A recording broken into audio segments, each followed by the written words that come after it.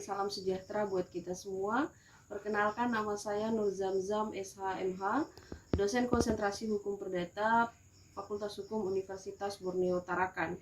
Salah satu mata kuliah yang saya ampu atau disajikan di Fakultas Hukum Universitas Borneo Tarakan adalah mata kuliah Hukum Perlindungan Konsumen, yang merupakan mata kuliah wajib fakultas bagi mahasiswa semester 3 di Universitas Borneo Tarakan, khususnya di Fakultas Hukum.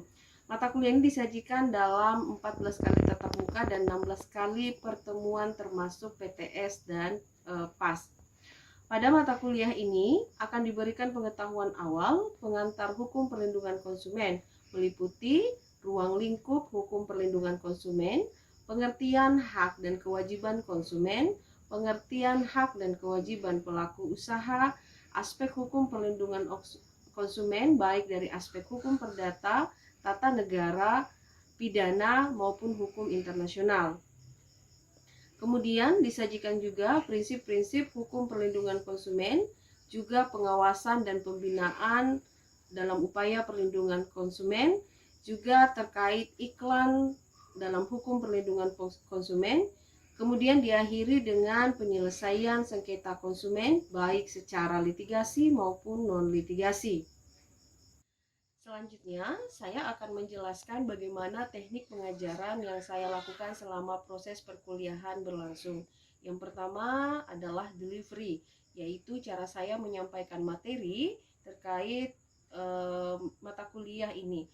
Saya mewajibkan mahasiswa untuk memiliki satu buku pegangan dalam mata kuliah ini, terserah dari buku mana saja, yang jelas terkait dengan hukum perlindungan konsumen. Kemudian saya mewajibkan mahasiswa juga untuk mendownload peraturan perundang-undangan yang terkait dengan hukum perlindungan konsumen. Misalnya tentu Undang-Undang Nomor 8 Tahun 1999 tentang perlindungan konsumen, atau Peraturan Pemerintah Nomor 51 Tahun 2001 tentang pembinaan dan pengawasan perlindungan konsumen, serta regulasi-regulasi lain yang terkait dengan upaya perlindungan konsumen. Selain itu, mahasiswa juga saya sajikan artikel-artikel yang berasal dari jurnal-jurnal ilmiah yang berhubungan dengan upaya perlindungan konsumen. Sejak 2 tahun terakhir, karena pandemi COVID-19, mata kuliah ini disampaikan secara online melalui Classroom, yaitu dengan mode perkuliahan secara sinkronus dan asinkronus. Secara sinkronus dengan menggunakan Zoom Meeting ataupun Google Meet, dan secara asinkronus mahasiswa dapat menjangkau bahan ajar dan tugas diskusi maupun tugas terstruktur yang tim pengajar upload di Classroom. Selama pembelajaran, saya menggunakan metode cooperative learning, meliputi small group discussion, contextual learning, dan problem based learning.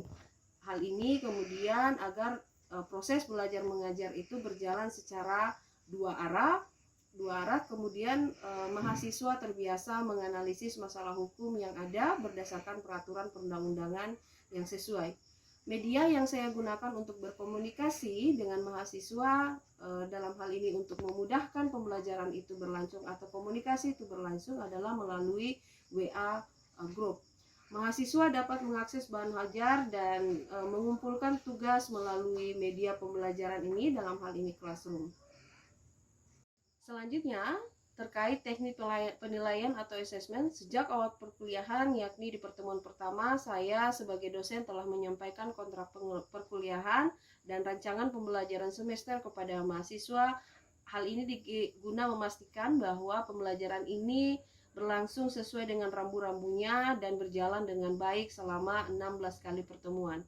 Bagi mahasiswa, proses penilaian mengikuti pedoman pedoman universitas, yakni 30% untuk tugas, 30% untuk penilaian tengah semester, dan 40% untuk penilaian akhir semester.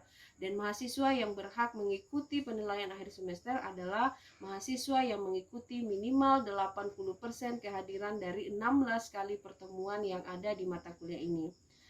Dari ruang lingkup dan penjelasan tadi, harapan kami sebagai capaian pembelajaran dari mata kuliah ini adalah bahwa mahasiswa setelah belajar mata kuliah ini, mahasiswa mampu menganalisis ketentuan hukum yang relevan terhadap berbagai peristiwa-peristiwa yang terjadi di bidang hukum perlindungan konsumen secara tepat. Berikut ini adalah salah satu cuplikan video pembelajaran di mata kuliah Hukum Perlindungan Konsumen. Materinya adalah iklan dalam aspek hukum perlindungan konsumen. Assalamualaikum warahmatullahi wabarakatuh dan selamat siang. Ada rekan-rekan mahasiswa. Ya, hari ini kita lanjutkan perkuliahan kita. Kita tiba di pertemuan yang membahas mengenai iklan ya dalam aspek hukum perlindungan konsumen. Nanti akan ada beberapa hal yang kita akan bahas di sini.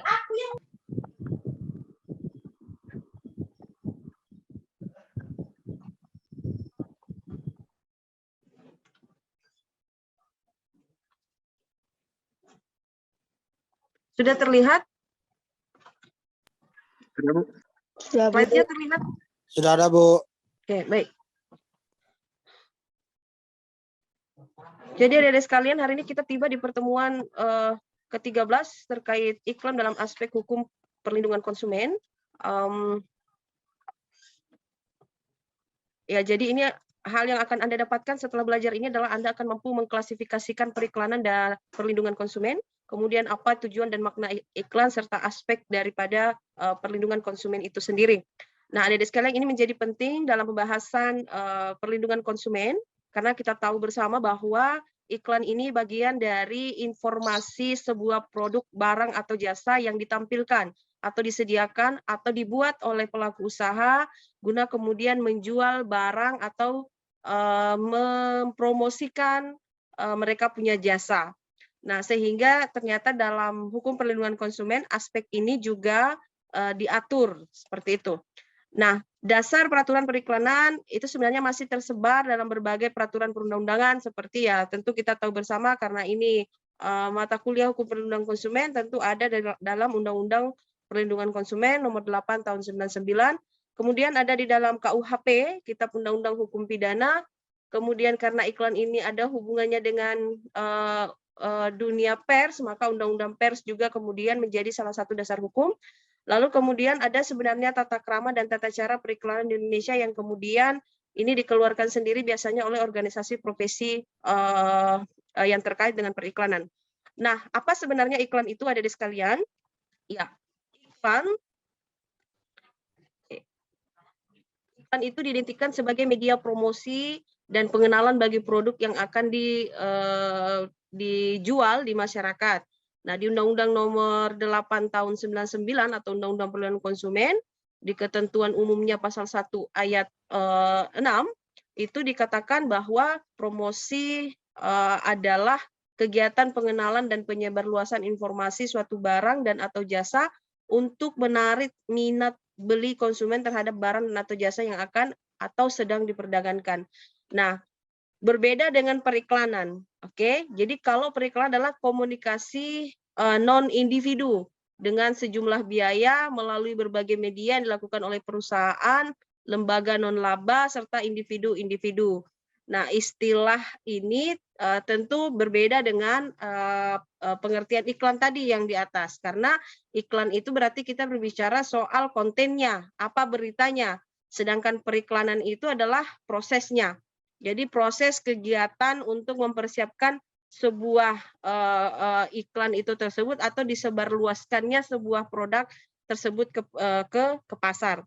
Jadi itu yang membedakan antara periklanan dengan iklan. Jadi kalau periklanan itu prosesnya, iklan itu adalah kontennya atau media promosinya begitu ya. Oke, nah karena tadi kita mengatakan bahwa kita setelah belajar ini kita akan paham klasifikasi iklan itu sendiri, adik-adik sekalian, maka sebelum sampai ke sana ada beberapa fungsi iklan. Yang pertama adalah iklan itu fungsinya jelas untuk memberikan informasi tentang sebuah produk. Ya, jadi kita pada umumnya akan mengetahui sebuah barang itu sebahagian besar biasanya kita mendengarkan informasi dari media, baik media cetak ataupun media elektronik. Ya, tentu juga berbagai media-media lain yang kemudian sangat berkembang pesat saat ini. Yang kedua, fungsi daripada iklan itu adalah sebagai sarana bagi konsumen untuk mendapatkan informasi. Tadi saya katakan bahwa sebahagian besar dari kita mendapatkan sebuah informasi dari produk barang misalnya atau jasa itu biasanya dari iklan-iklan yang ada, ya. Beberapa kemudian barang yang mungkin bisa jadi tidak tersedia di wilayah kita, Adik-adik sekalian, tapi karena ada iklannya di media nasional, misalnya di televisi, lalu kemudian kita tahu bahwa oh ternyata barang sesuatu yang tidak ada di Tarakan itu ternyata sudah muncul misalnya. iPhone tipe berapa misalnya itu ternyata sudah ada di Malaysia tapi belum masuk ke Indonesia misalnya. Itu karena apa? Karena adanya iklan-iklan yang mungkin bisa jadi masuk ya atau kita lihat baik secara langsung maupun tidak langsung. Oke, itu fungsi iklan misalnya. Nah, kemudian ada beberapa klasifikasi iklan. Pertama, iklan media elektronik. Nah, ini yang paling banyak kemudian kita bisa dapatkan informasi biasanya dari televisi, radio, internet, ya, media sosial, ya, dan sebagainya. Ini jadi klasifikasi iklan yang pertama itu adalah iklan media elektronik. Yang kemudian yang kedua adalah non media elektronik. Biasa berupa apa? Surat kabar, majalah, brosur, reklame dan sebagainya. Kalau Anda misalnya langganan ya, langganan daripada misalnya media cetak misalnya, nah biasanya ada baris-baris tertentu, ada kolom-kolom tertentu di surat kabar yang biasanya khusus untuk iklan misalnya. Iklan pijit misalnya gitu ya, itu jasa pijit atau kemudian ada brand-brand tertentu ya, itu biasanya ada disiapkan atau ada majalah khusus misalnya majalah khusus elektronik isinya semua adalah barang-barang elektronik spesifikasinya apa gitu ya. Ya, begitu juga dengan brosur gitu. Ataupun reklame-reklame yang mungkin bisa jadi Anda lihat di sepanjang jalan misalnya. Oke, nah seperti itu ada di sekalian. Jadi ini adalah klasifikasi iklan. Nah, ini adalah asas-asas umum atau tata krama atau tata cara periklanan di Indonesia. Bahwa iklan itu harus jujur, bertanggung jawab, dan tidak bertentangan dengan hukum yang berlaku. Iklan juga tidak boleh menyinggung perasaan atau merendahkan martabat, agama, tata susila, adat budaya, suku, dan golongan. Iklan juga harus dijiwai oleh asas-asas persaingan yang sehat. Jadi persaingan tidak sehat itu tidak boleh. Jadi menjatuhkan produk lain hanya untuk menaikkan kemudian produk kita, ini kemudian sesuatu yang tidak dibolehkan. Ya, iklan itu harus jujur. Apa maksudnya? Bahwa dia harus sesuai, bahwa kalau memang fungsinya untuk di wajah misalnya, ya memang harus disampaikan bahwa itu untuk wajah. Ya, jadi tidak jauh dari apa yang divisualisasikan begitu. Iklan juga tidak boleh bertentangan dengan hukum yang berlaku. Ya, misalnya Anda tidak boleh kemudian membuat iklan misalnya untuk jual beli narkoba misalnya. Ya, jadi tidak boleh ada tipu-tipu. Karena kenapa? Itu tadi iklan fungsinya adalah untuk mempromosikan, untuk memperkenalkan atau sebagai media informasi kita antara pelaku usaha dengan konsumen terhadap produknya. Iklan juga tidak boleh menyinggung perasaan, gitu ya. Misalnya kalau ada iklan ini hanya khusus untuk orang yang wajahnya seperti ini, gitu ya. Ini hanya untuk orang yang berkulit seperti ini, gitu. Ini hanya untuk agama tertentu dan lain-lain. Ini tidak boleh. Oke, jadi tidak boleh menyinggung perasaan atau merendahkan martabat agama, tata susila, adat, budaya, suku, dan golongan. Oke, kemudian ada sekalian, di mana ketentuan ini bisa kita lihat? Maksudnya adalah bahwa di mana kemudian aspek iklan ini bisa ditemukan secara eksplisit di Undang-Undang Perlindungan Konsumen. Anda boleh lihat bahwa kita kembali ke perlindungan konsumen atau pengertian daripada perlindungan konsumen. Itu adalah segala upaya untuk menjamin adanya kepastian hukum untuk memberikan perlindungan kepada konsumen. Nah, salah satu hak yang dijamin oleh undang-undang ya untuk konsumen ini adalah mendapatkan informasi yang benar mengenai produk barang atau jasa dari pelaku usaha. Ini bagian dari hak daripada konsumen. Nah, apabila pelaku usaha tidak melaksanakan kewajiban atau melanggar larangan tersebut, maka konsumen yang merasa dirugikan dapat meminta pertanggungjawaban Nah, ini ada di ketentuan pasal 20 Undang-Undang Perlindungan Konsumen bahwa pelaku usaha bertanggung jawab atas iklan yang diproduksi dan segala akibat yang ditimbulkan dari iklan tersebut. Jadi kalau misalnya kita mendapatkan informasi yang ternyata salah dari iklan yang setelah kita melihat iklan lalu kemudian kita memberi sebuah produk, lalu kemudian kita dirugikan oleh produk itu karena tidak sesuai dengan iklan yang diberikan atau dibuat oleh pelaku usaha, maka kita bisa melakukan atau bisa meminta pertanggungjawaban kepada pelaku usaha. Ya, salah satu contoh yang bisa kita lihat adalah misalnya di tahun 2018 kemarin itu ada kasus yang cukup fenomenal mengenai kasus susu kental manis. Di susu kental manis yang dipasarkan itu dia katakan bahwa susu kental manis. Asumsi kita mengatakan bahwa susu itu seharusnya tidak kental dan tidak manis. Ya, jadi kodratnya susu itu atau fitrahnya susu itu tidak kental dan tidak manis. Tetapi kemudian jika kemudian dikatakan susu kental manis, maka asumsinya adalah bahwa ini akan jauh lebih banyak kandungan gula daripada kandungan susunya. Lalu kemudian iklan yang disampaikan itu kemudian disampaikan bahwa divisualisasikan bisa divisualisasikan dilakukan oleh anak usia di bawah 5 tahun. Nah, inilah yang bisa katakan bahwa iklan itu harus punya etika. Oke, iklan itu harus punya etika, kemudian memberikan informasi yang jujur. Kalau memang susu ya susu. Oke, dan akhirnya kasus tersebut ini setelah terblok up, lalu kemudian oleh BPOM dikeluarkanlah beberapa ultimatum terkait dengan kasus ini. Misalnya beberapa ultimatumnya itu saya sebenarnya berikan di slide yang terakhir, ya ada di sekalian. Jadi untuk kasus iklan susu kental manis itu BPOM kemudian mengeluarkan beberapa larangan bahwa pihak pelaku usaha dilarang menampilkan anak berusia 5 tahun dalam bentuk apapun di bawah 5 tahun, kemudian melarang menggunakan visualisasi yang menyetarakan susu kental manis dengan produk susu lainnya sebagai penambah atau pelengkap zat gizi. Adapun produk susu yang dimaksud adalah susu sapi, susu pasteurisasi atau susu disterilisasi, ya, susu formula dan susu pertumbuhan. Kemudian beberapa rekomendasi BPOM adalah melarang menggunakan gambar susu cair dan atau susu dalam gelas serta disajikan dengan cara diseduh. Karena pada hakikatnya susu kental manis itu bukan untuk diseduh tetapi hanya bisa dijadikan sebagai topping, gitu ya. Jadi dia tidak bisa diseduh dengan air panas. Jadi tahu ya kalau artinya diseduh itu tidak boleh disajikan susu kental manis itu tidak boleh disajikan dalam bentuk jadi cairan atau ditambahkan dengan air. Ya, ini beberapa hal yang terkait dengan salah satu contoh adik-adik sekalian yang terkait dengan iklan yang menyesatkan.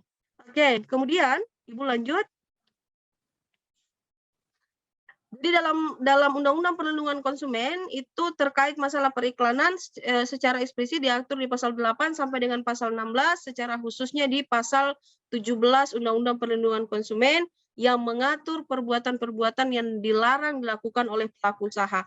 Jadi sebenarnya sekali lagi Ibu menggarisbawahi bahwa terkait iklan ini arahnya adalah ke pelaku usaha karena tidak mungkin konsumen mau mempromosikan sesuatu, dia tidak berada pada posisi orang yang akan mempromosikan sesuatu, tetapi yang berada pada posisi ini adalah pelaku usaha karena dia yang punya usaha, dia yang punya barang dan atau jasa. Jadi dia yang akan mempromosikan sehingga aturan-aturan ini sebenarnya ditujukan secara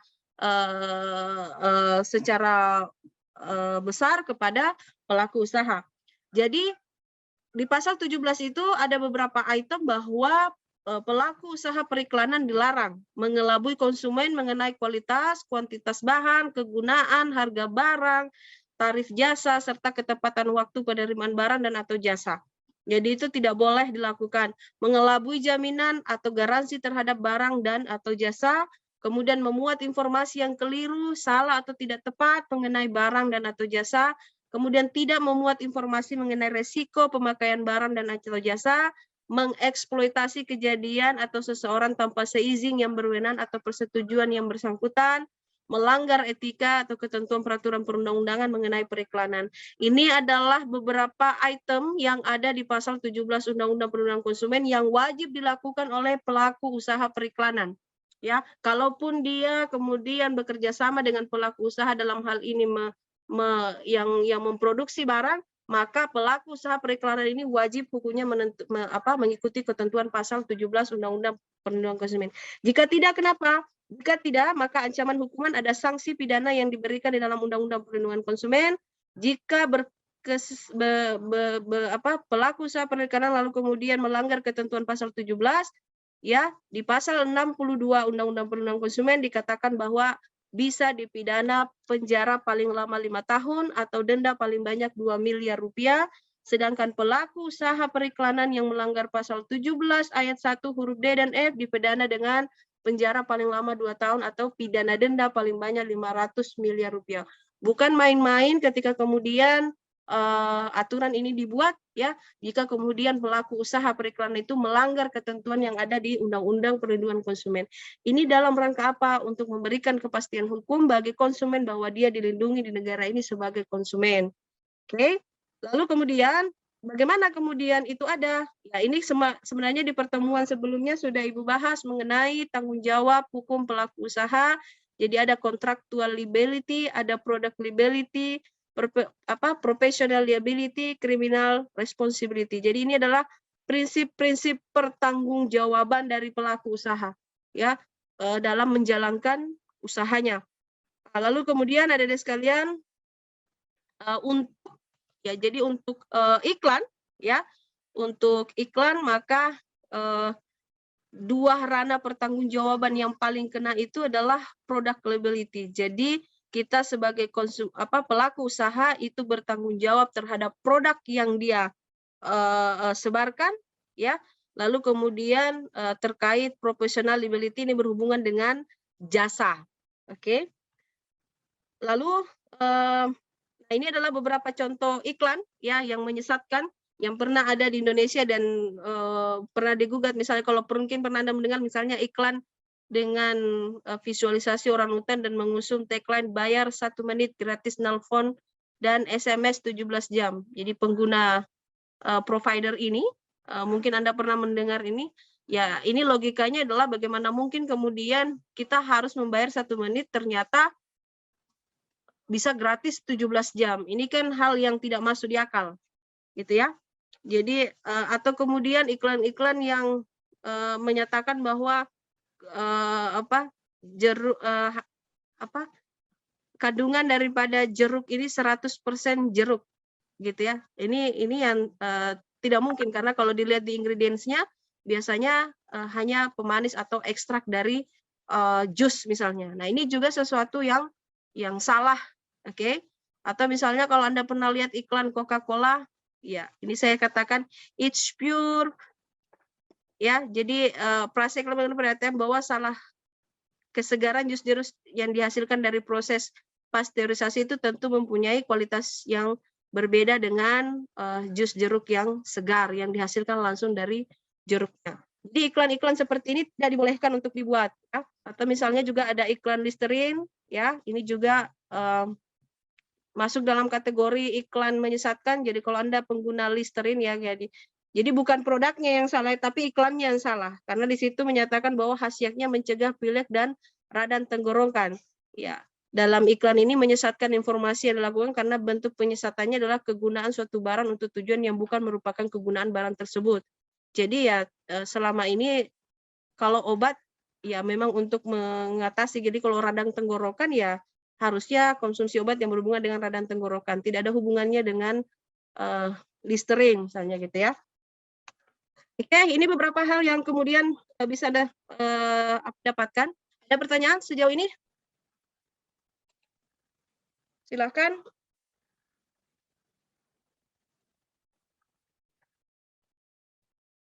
Ya, jadi tidak boleh kemudian sekali lagi setiap pelaku usaha yang kemudian menghasilkan barang atau jasa, ya kalau kemudian Anda mau mengiklankan barang atau jasa Anda, maka penuhi atau ingatkan perusahaan advertising yang kemudian bekerja sama dengan Anda dalam hal pembuatan iklan, karena ketika muatan atau dari iklan tersebut ternyata tidak benar, maka itu bisa berkonsekuensi hukum terhadap Anda dan perusahaan Anda. Oke, terutama terkait barang dan atau jasa. Oke, ada pertanyaan sejauh ini? Saya, Bu. Ya, silakan Suherlianto. Saya izin bertanya, Bu. Kan misalnya ada iklan nih, Bu. Iklan jam tangan. Nah, di dalam iklan ini dia menyatakan bahwa jam tangan ini tidak tembus air, tidak masuk air. Akhirnya kita tertarik untuk membeli. Ketika dipesan, barang yang datang itu memang tahan air tapi hanya dalam waktu misalnya 2 jam.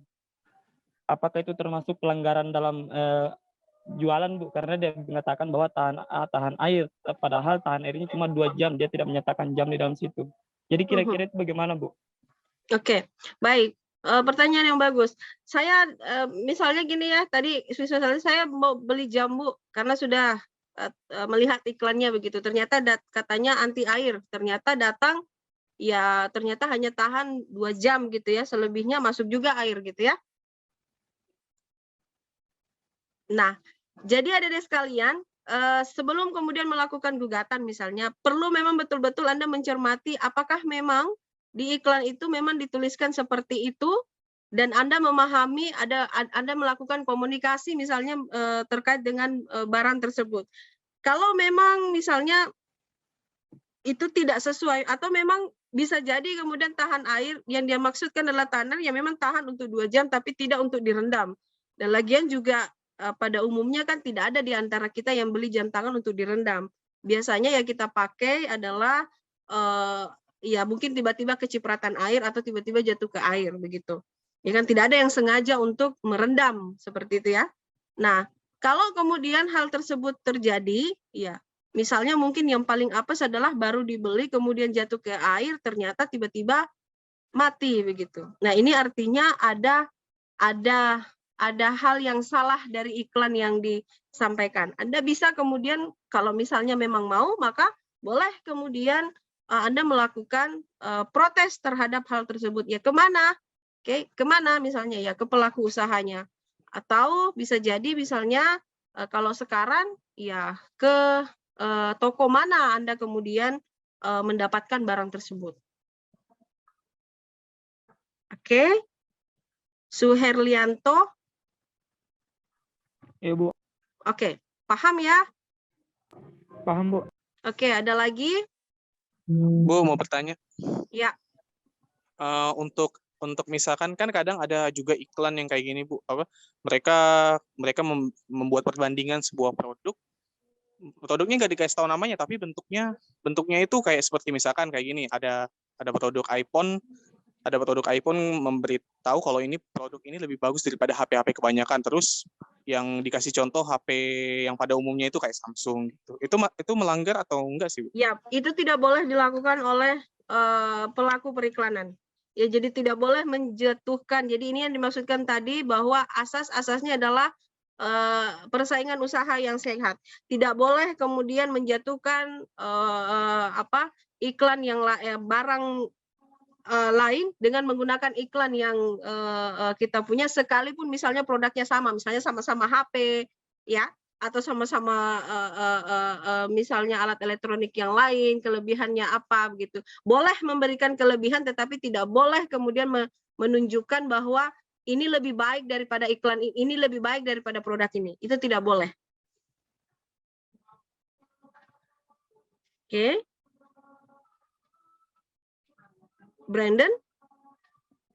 Ya, Bu. Ya, Bu. Terima kasih, Bu. Ya, jadi tidak boleh. Oke, baik. Masih ada? Oke, baik adik-adik sekalian. Jika tidak ada, maka kita cukupkan sampai di sini untuk perkuliahan singkat kita terkait dengan klasifikasi iklan, kemudian iklan dalam aspek perlindungan konsumen. Mudah-mudahan ini bisa menambah hasanah belajar Anda, hasanah informasi tambahan buat Anda dalam hal upaya wujud perlindungan konsumen Indonesia. Jangan lupa ada absen di Classroom, nanti Ibu akan share dan bisa dilihat, silakan absen di situ untuk pertemuan kali ini. Terima kasih untuk hari ini, salam sehat selalu, Semoga kemudian pandemi ini cepat berlalu dan kita bisa bertemu kembali. Assalamualaikum warahmatullahi wabarakatuh dan selamat